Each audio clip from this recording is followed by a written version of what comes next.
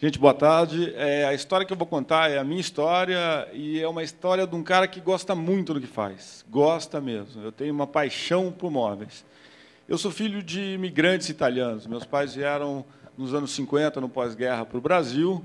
Eu cresci dentro de uma fábrica. Meu pai era marceneiro, montou uma fábrica muito pequena, foi crescendo e montou uma fábrica de móveis grande, ficou grande. Nos anos 70 ele cresceu, eu cresci dentro da fábrica, cresci conhecendo madeira, vendo os móveis, como fazia, como não fazia, e descobri, que isso foi muito legal, que desde cedo eu descobri que eu gostava de móvel, que eu gostava disso, que era coisa que eu queria e queria trabalhar com isso.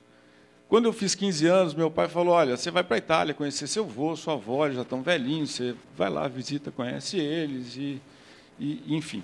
Eu fui para a Itália com 15 anos, conheci meu avô, minha avó, mas fiquei encantado com as lojas que eu entrei na Itália, com a arte, com o design, com as peças.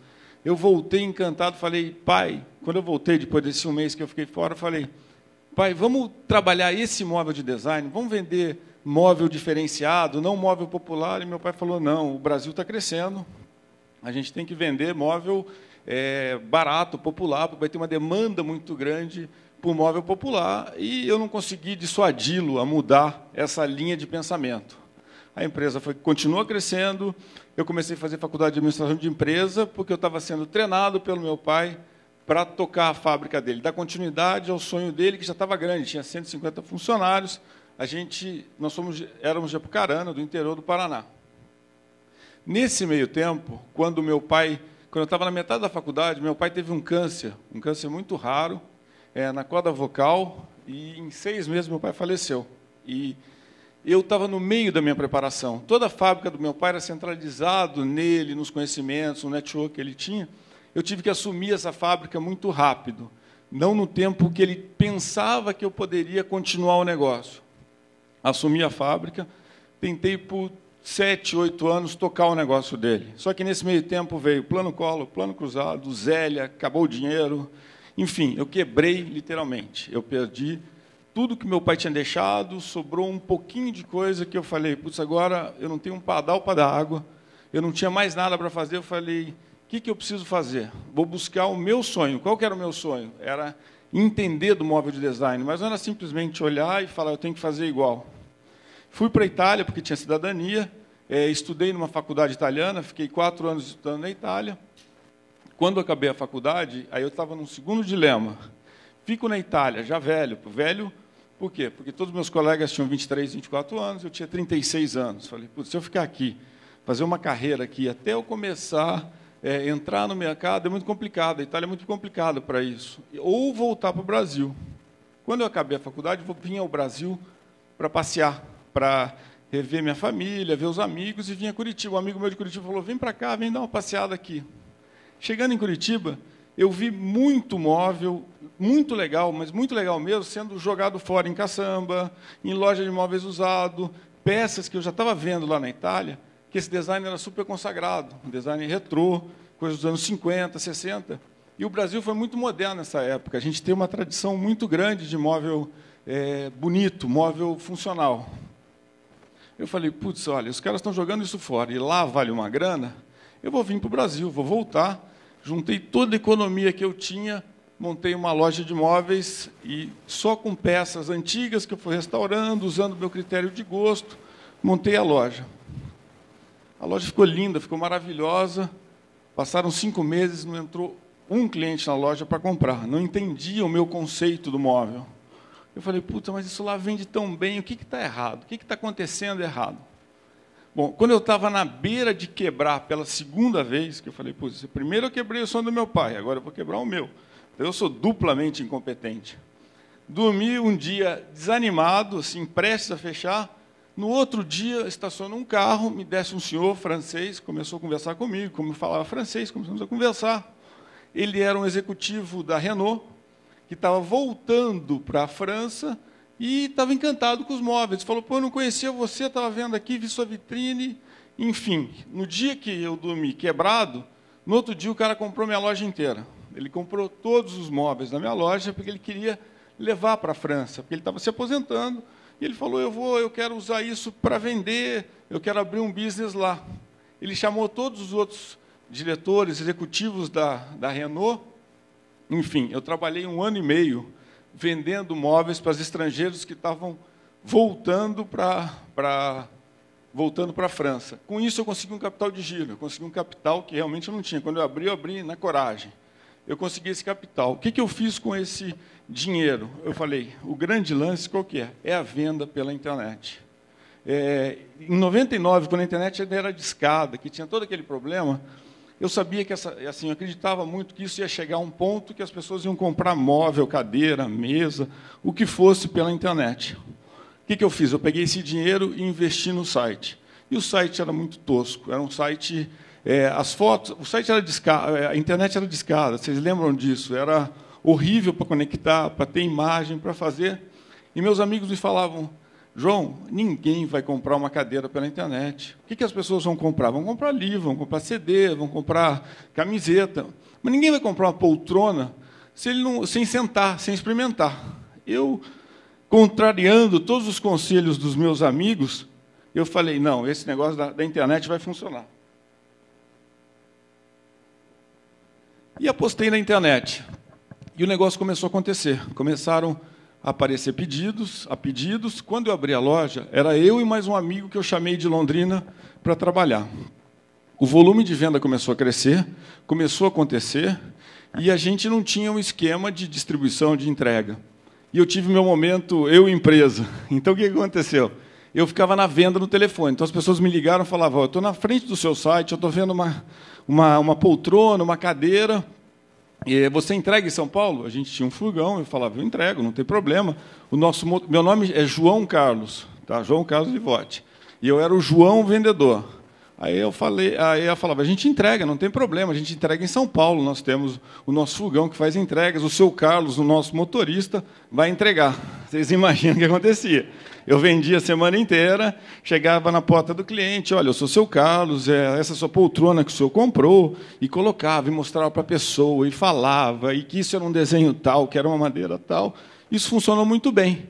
Aí um dia o cliente ligou para o seu João, falando, olha, seu João, eu queria agradecer, porque o serviço de vocês é impecável. O seu motorista, o seu Carlos, além de ser muito atencioso, ele chega aqui, ele dá palpite de decoração, ele dá palpite. Vocês estão de parabéns. Isso foi muito legal por um tempo em São Paulo. Depois eu consegui abrir a loja em São Paulo. A história não acabou. Esse cliente voltou na loja e eu estava lá, porque eu fico 1 semana por mês em São Paulo. Aí era uma senhora, ela falou, eu sabia que você tinha futuro nessa empresa, tá vendo? Começou motorista, agora já está vendedor, o senhor vai para frente, a vida vai para frente. Foi muito legal, porque eu tive... Aí depois eu expliquei, falei, olha, enfim, foi muito divertido. Com isso, a gente começou a crescer muito pela internet. Eu consegui abrir 2 lojas em São Paulo, a loja de Curitiba funcionou. Hoje, a gente tem no site, eu continuo investindo bastante no site, mas o nosso site hoje tem 100 mil visitas por mês no nosso site. Se eu contar a abertura da empresa há 11 anos atrás, não entraram 100 mil pessoas físicas que entraram pela porta, mas entram 100 mil todo mês. E eu vendo para o Brasil inteiro, eu fico muito feliz, eu vendo para Belém, para Manaus, para Recife, para Salvador, para todo lugar que vocês... Só não consigo vender para o exterior, porque a burocracia é muito grande e o frete não justifica uma peça. O cliente quer comprar uma cadeira. Isso ainda não funciona. Eu acredito que vai funcionar. Então, eu acho que todo o crescimento do meu negócio foi voltado à internet. A internet abriu porta para clientes. A gente atende todas as agências de propaganda, a gente que atende clientes VIPs, a gente vende muita coisa diferente para todo mundo. E o que foi legal nessa história inteira é que a equipe de... Hoje eu tenho 60 funcionários. Esses 60 funcionários, eles entram na empresa e eles começam a pensar diferente. A criatividade contamina. Isso é muito legal. Então, eu vou dar um exemplo para vocês, para entender o que eu estou falando. Esse banco aqui, isso aqui é caixa de bacalhau, que eu achei na rua. A caixa de bacalhau jogada. Eu levei para a empresa e falei, puta, olha que legal essa madeira, esse pinho de riga, toda etiquetada. Deixei na marcenaria. Aí o menino falou, pô, perto da minha casa tem um mercadinho que tem mais dessas caixas. Eles se organizaram e foram buscar a caixa. Passou 1 semana, virou o banco, gente. Era um banco feito de caixa de bacalhau. Até aí tudo legal. Foi a criatividade deles que ajudou a transformar o banco.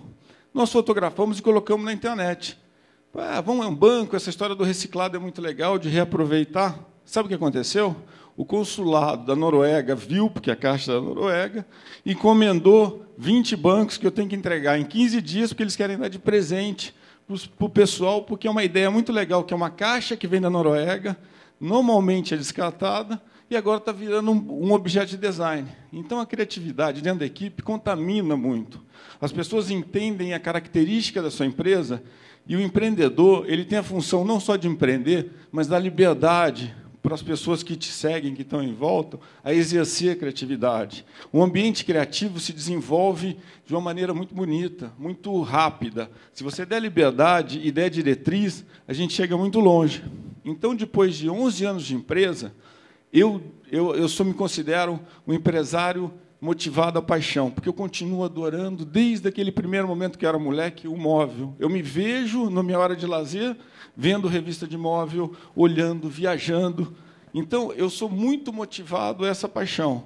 Então, eu não tenho aquele planejamento de... Eu não sei o que eu vou vender no ano que vem em relação a crescimento, meta, não. Eu sou voltado à paixão. Crescimento, para a gente, é consequência. A gente começou com uma caminhonete, a caminhonete ficou pequena, foi para uma Kombi, a Kombi ficou pequena, foi para o fogão ficou pequeno, foi para o caminhão, e se o caminhão ficar pequeno, se der, a gente vai para o avião, não tem problema. O problema é que o que eu considero é que as pessoas do meu entorno continuem acreditando nessa criatividade, nessa vontade de estar num ambiente criativo. E tudo hoje é viável pela internet. Então, assim, o que eu falo para vocês, qualquer coisa pode ser vendida pela internet, qualquer trabalho pode ser oferecido pela internet.